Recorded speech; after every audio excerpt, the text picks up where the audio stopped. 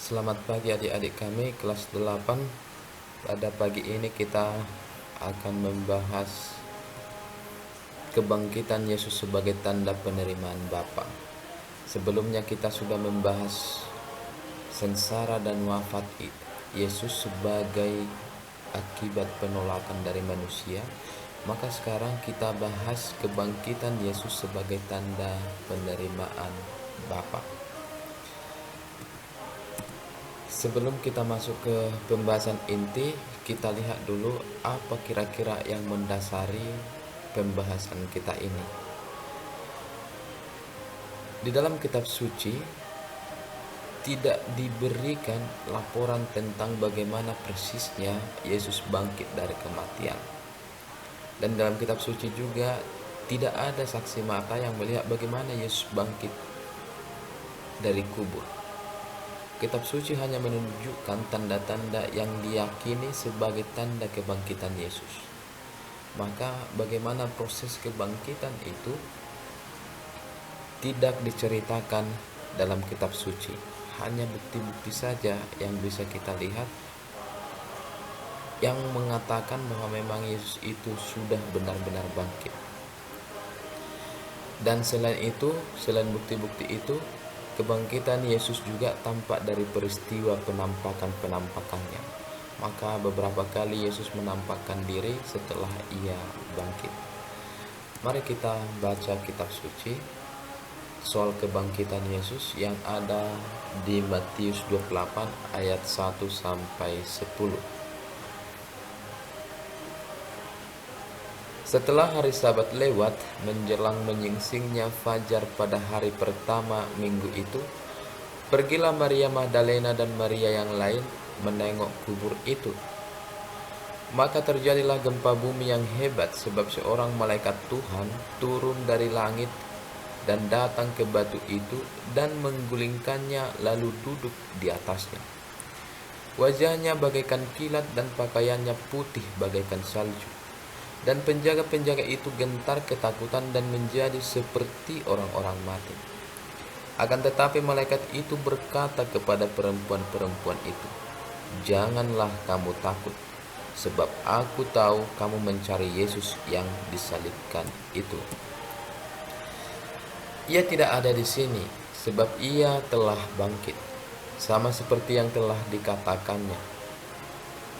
Mari, lihatlah tempat ia berbaring, dan segeralah pergi dan katakanlah kepada murid-muridnya bahwa ia telah bangkit dari antara orang mati.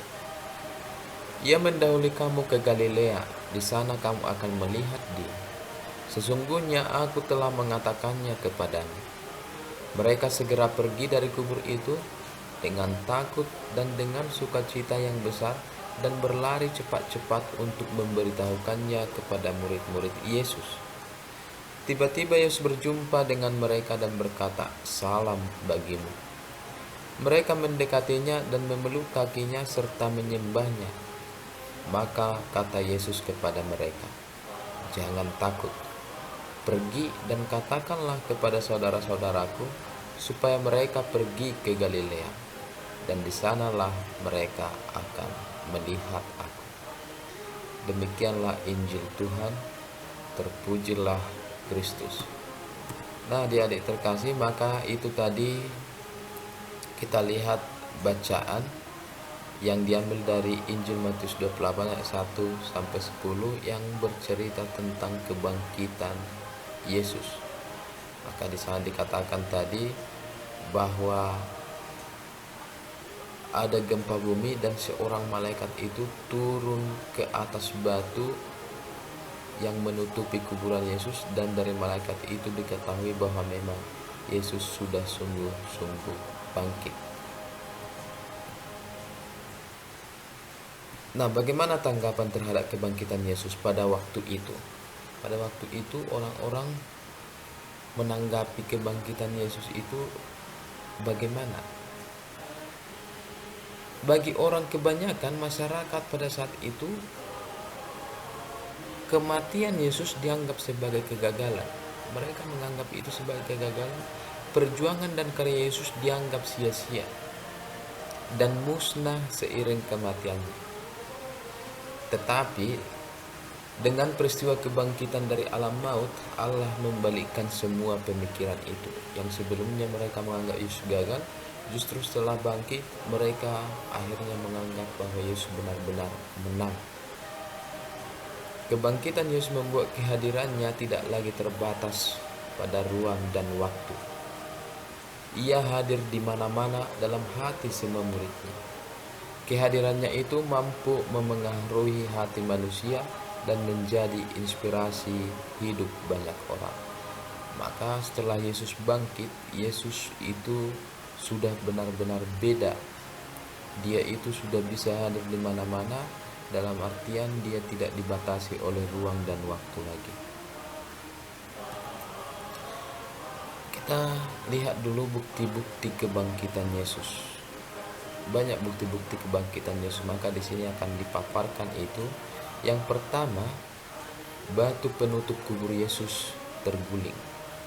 Batu yang berat itu, yang sungguh-sungguh tak bisa diangkat oleh bahkan puluhan orang itu, tiba-tiba terguling sehingga kuburan itu terbuka. Itu salah satu bukti kebangkitan Yesus. Yang kedua, para murid mendapati kubur Yesus kosong dan jenazah Yesus tidak lagi ditemukan. Maka setelah mereka masuk ke kubur Yesus, kubur itu telah kosong dan jenazah Yesus tak ada lagi di sana. Maka sempat mereka pikir bahwa ada yang telah mencuri jenazah Yesus. Bukti yang lain adalah kain kafan yang tergeletak di tanah. Maka hanya tinggal kain kafan yang mereka temukan di kuburan itu. Sementara jenazah Yesus tidak lagi nampak. Lalu bukti kebangkitan Yesus yang berikutnya, bahwa ada berita dari malaikat yang mengatakan bahwa Yesus sudah bangkit. Itu tadi yang juga kita lihat dalam Matius 28 ayat 1 sampai 10 tadi. Maka ada juga bisa kita lihat di Markus 16 ayat 1 sampai 8, Lukas 24 ayat 1 sampai 12, dan Yohanes 20 ayat 1 sampai 10. Di sana ada berita dari malaikat yang mengatakan bahwa Yesus sudah bangkit. Bukti berikutnya adalah beberapa kali peristiwa penampakan Yesus pada murid-muridnya. Itu beberapa kali, bukan hanya satu kali Yesus menampakkan diri kepada murid-muridnya. Bukti kebangkitan Yesus yang berikutnya adalah penampakan Yesus pada Maria Magdalena. Maka Yesus menampakkan diri secara khusus kepada Maria Magdalena bisa kita lihat dalam Matius 28 ayat 9 sampai 10, Markus 16 ayat 9, dan Yohanes 20 ayat 11 sampai 18. Bukti kebangkitan Yesus yang berikutnya, Yesus menampakkan diri di jalan ke Emmaus. Bisa kita lihat dalam Lukas 24 ayat 13 sampai 35. Dua murid yang sedang berjalan ke Emmaus, mereka tak sadar bahwa itu adalah Yesus. Mereka berbicara-bicara, berdiskusi dengan Yesus, yang pada akhirnya mereka sadar bahwa itu adalah Yesus. Bukti berikutnya, Yesus menampakkan diri kepada semua murid-muridnya. Itu bisa kita lihat dalam Lukas 24 ayat 36 sampai 49. Penampakan Yesus yang berikutnya adalah Yesus menampakkan diri kepada Thomas. Ya, Yesus menampakkan khusus kepada Thomas karena sebelumnya Thomas tak percaya kepada kebangkitan Yesus. Dia sama sekali tak percaya dan dia mengatakan, sebelum aku melihat bekas paku pada tangannya dan sebelum aku mencucukkan jariku ke dalam bekas paku itu, sekali-kali aku tak akan percaya. Maka Yesus mengatakan, "Hei Thomas, inilah, lihatlah bekas paku di tanganku dan lihat juga bekas luka di lambungku. Maka apakah sekarang kau sudah percaya?" Ya, maka pada waktu itu Thomas langsung rebah di depan Yesus dan dia langsung menjawab, "Ya Tuhanku dan Allahku." Nah, ini kita bisa lihat ceritanya di Yohanes 20 ayat 24 sampai 29. Yang berikut Yesus menampakkan diri kepada murid-muridnya di pantai Danau Tiberias. Ya, ini Yesus menampakkan diri khusus juga untuk murid-muridnya. Maka apa kira-kira makna kebangkitan Yesus bagi kita? Ya, tentu semua yang dilakukan Yesus memberikan makna bagi kita. Makna kebangkitan Yesus itu, melalui kebangkitannya orang tidak hanya mengenang karya dan ajarannya, tetapi menjadikan dia sebagai kekuatan hidup sehari-hari.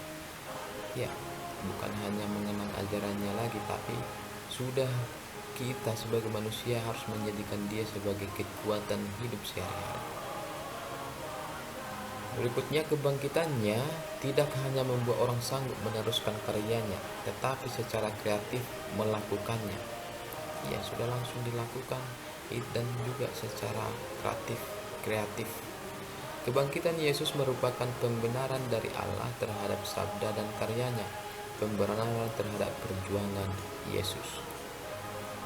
Makna yang berikutnya adalah kebangkitan Yesus memberi harapan baru bagi umat manusia bahwa ada harapan yang lebih baik setelah kematian di dunia ini. Ya, kepada kita diajarkan bahwa sebenarnya hidup di dunia ini, kematian adalah bukan akhir dari segala-galanya. Setelah kita mati, rupanya kita masih harus berpengharapan akan kebangkitan seperti Yesus. Nah, adik-adik, mari kita simak cerita berikut untuk semakin mendalami makna kebangkitan Yesus. Judul cerita ini adalah sebuah catatan harian. Maka ini adalah catatan seorang anak yang ditulis di buku hariannya. Aku sangat malu sekali rasanya dimarahin wali kelasku di depan teman-temanku. Kebohonganku memalsukan tanda tangan orang tuaku yang sudah aku lakukan untuk kesekian kalinya akhirnya terbongkar juga. Tanpa sepengetahuanku, wali kelasku telah memanggil orang tuaku. Lembar demi lembar kertas ulangan yang sudah dibubuhi tanda tangan orang tuaku disodorkan di mukaku. Sebenarnya tanda tanganku sendiri. Sekarang kamu dengar baik-baik. Pendidikan agama Katolik dan budi pekertimu 69. Baik, kalau kamu tidak mau mengubah perilakumu, Bapak kira sulit rasanya kamu bisa naik kelas. Tetapi semua itu tergantung pada dirimu sendiri. Kata-kata wali kelasku yang terus terngiang di telingaku. Dan akhirnya hari kenaikan kelas pun tiba. Aku datang bersama ibuku. Ketika tiba giliranku terima rapor, aku dan ibuku dipersilahkan masuk. Hatiku mulai gelisah. Jangan-jangan aku tidak naik kelas. Tak mungkin. Aku berusaha membesarkan hatiku sendiri. Setelah menyalami ibuku dan berbicara banyak hal, akhirnya wali kelasku berkata, "Saya mohon maaf, Ibu. Satu-satunya murid yang tidak dapat melanjutkan ke jenjang berikutnya yang lebih tinggi adalah anak ibu. Tahun ini anak ibu belum dapat naik kelas. Mudah-mudahan ini dapat menjadi pelajaran bagi anak ibu untuk tahun berikutnya supaya lebih rajin belajar." Ibuku untuk beberapa saat terdiam. Kulihat di sudut matanya ada butiran air bening yang siap untuk jatuh. Aku tahu ibuku sudah berusaha sekuat tenaga untuk menahannya. Sambil menghela napas dalam-dalam, ibuku berkata, "Terima kasih, Pak. Seharusnya anak ini yang minta maaf, bukan Bapak. Saya sendiri sebagai orang tuanya sudah tidak tahu lagi harus berbuat apa pada anak ini." Mendengar kata-kata wali kelasku dan kata-kata ibuku, saya merasa seakan-akan dunia mau runtuh menimpa. Ada sesal yang mulai mengalir dalam diriku, dan itu sangat menyakitkan. Penyesalan selalu datang di akhir babak. Sampai di rumah, aku segera minta maaf pada ibuku, dan jawaban ibuku semakin membuatku sedih. Ibumu sudah tua, mungkin juga segera akan mati. Lakukan sesukamu, apa yang menurutmu baik bagi hidupmu. Sejak saat itu, ibuku tak lagi banyak bicara, hanya bicara seperlunya saja padaku. Ketika hari menjelang malam, aku sedang menonton acara televisi. Kakakku yang baru datang dari kuliah duduk di sampingku. Mungkin sudah diberitahu ibuku tentang nilai raporku. Aku kasihan pada ibu. Sendirian dia bekerja keras membesarkan kita. Dan kamu sama sekali tak menghargai jerih payah. Kata kakakku sambil matanya melihat acara televisi tanpa sedikit pun menoleh ke arahku. Aku semakin terpuruk dalam lembah penyesalan yang teramat dalam. Peristiwa 2 tahun yang lalu itu menjadi titik balik bagi hidupku. Setiap hari aku selalu belajar keras agar aku dapat menunjukkan pada ibuku, kakakku, teman-temanku, dan diriku sendiri bahwa aku dapat menjadi pribadi yang diandalkan dan dibanggakan. Aku harus mampu bangkit dari kemalasan. Aku harus mampu bangkit dari keterpurukan.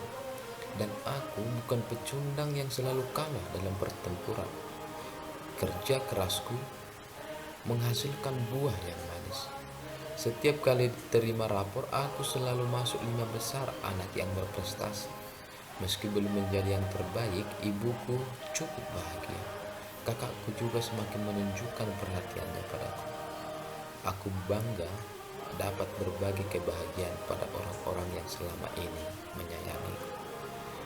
Nah, demikianlah cerita dari seorang anak yang berhasil bangkit dari keterpurukannya, dari kemalasannya, dan dia bisa menunjukkan kebangkitannya itu untuk membahagiakan ibu dan kakaknya, membahagiakan dirinya, dan pasti membahagiakan Tuhan juga. Nah, dalam hidup sehari-hari bagaimana kita mewujudkan kebangkitan Yesus itu?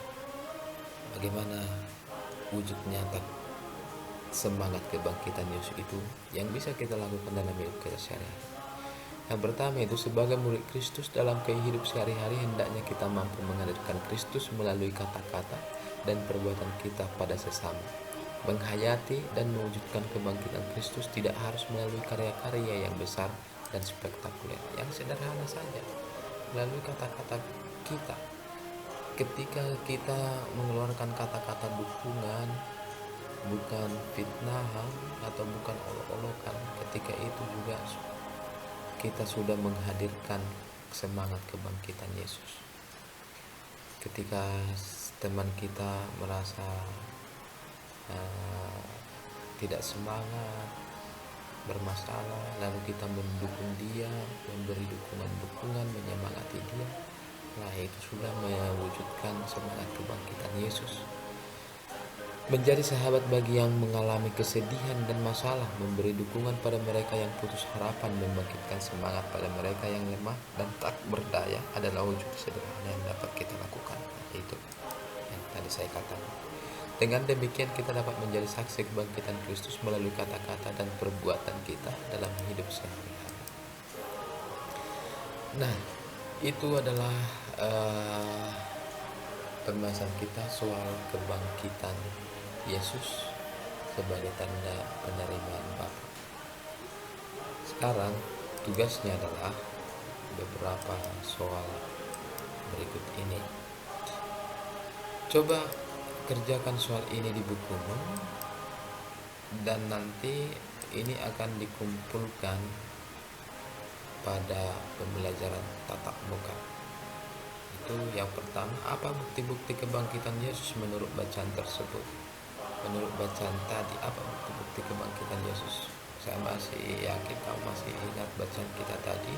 Itu dari Matius 28 ayat 1 sampai 10.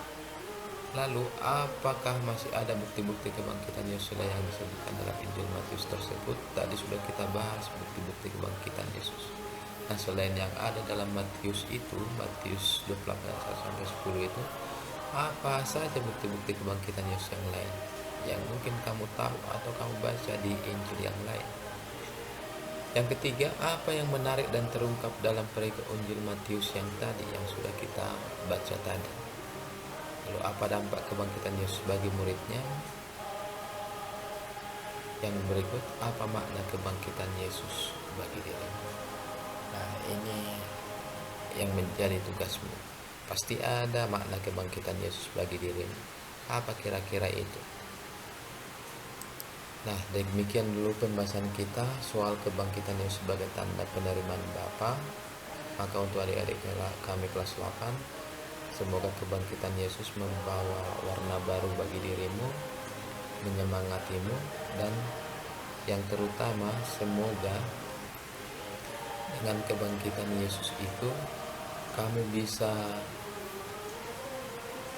juga bangkit dari keterpurukanmu, kamu bisa bangkit dari kemalasanmu, dan terlebih lagi kamu akhirnya bisa juga membangkitkan semangat teman-temanmu yang lain.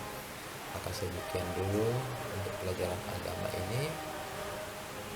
Salam sehat dan tetap jaga kesehatan. Terima kasih.